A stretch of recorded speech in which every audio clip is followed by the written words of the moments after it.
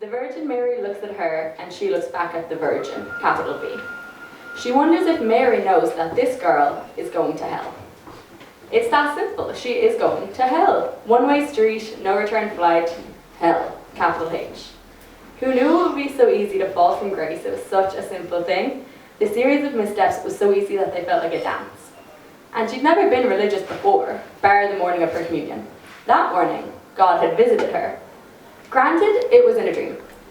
But he was there to tell her how pretty she looked and to warn her that she would be inundated with presents that day. She remembers the whole entire day perfectly. 18 hours of being led straight into heaven. At the altar, her mother had let go of her shoulder and cupped her own hands gently for the communion wafer, light and white and pretty in her warm palms. The priest sounded bored, reading out the old psalms, and she had stood still and obedient, quiet as a lamb. That was a different day, before it had happened, capital H.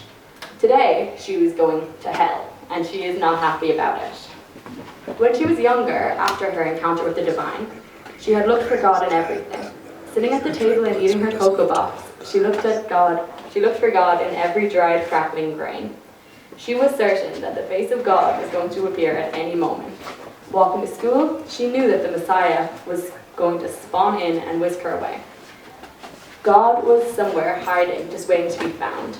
In the beetle she saw scuttling underneath the rock, shining her own face back at her, gapped tooth and shiny, grotesque in his bulbous back. In the rat that she saw in the kitchen near the washing machine before her mother took a shoe at God's twitching, hungry body.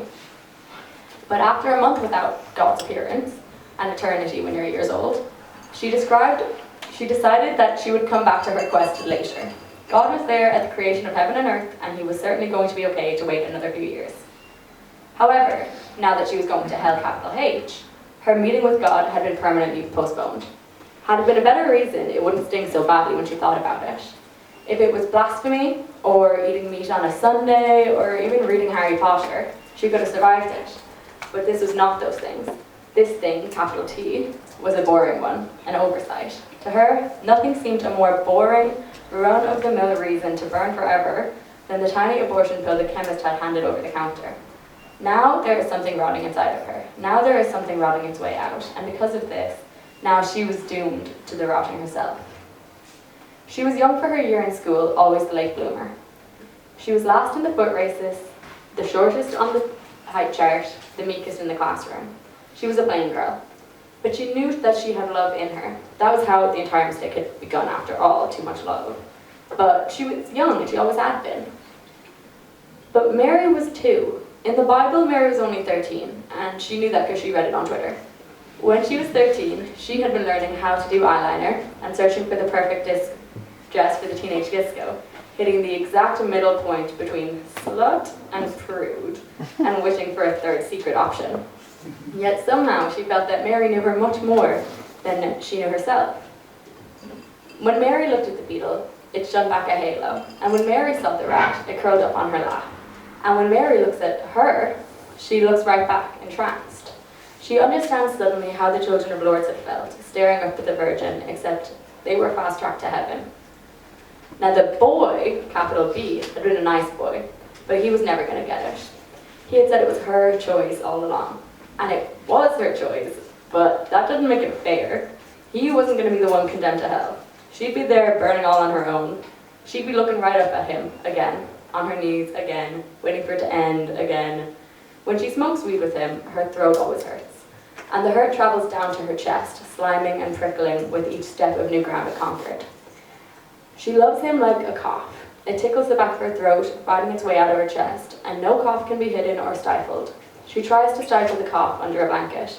She tries to stifle the love under the same. But both keep on bursting out, unexpected and embarrassing. When she coughs, it's contagious. It's a mass hysteria confined to 2.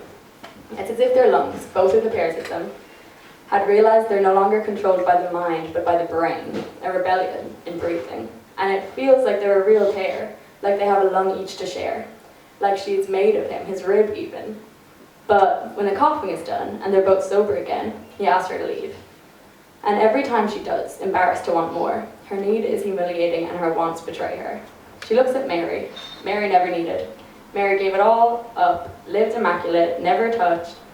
The longer she finds herself looking at Mary, the angrier she's getting. While she burns in hell, capital H, Mary will be by the side of the all-knowing Almighty. But at the end of the day, they did the same thing, get pregnant.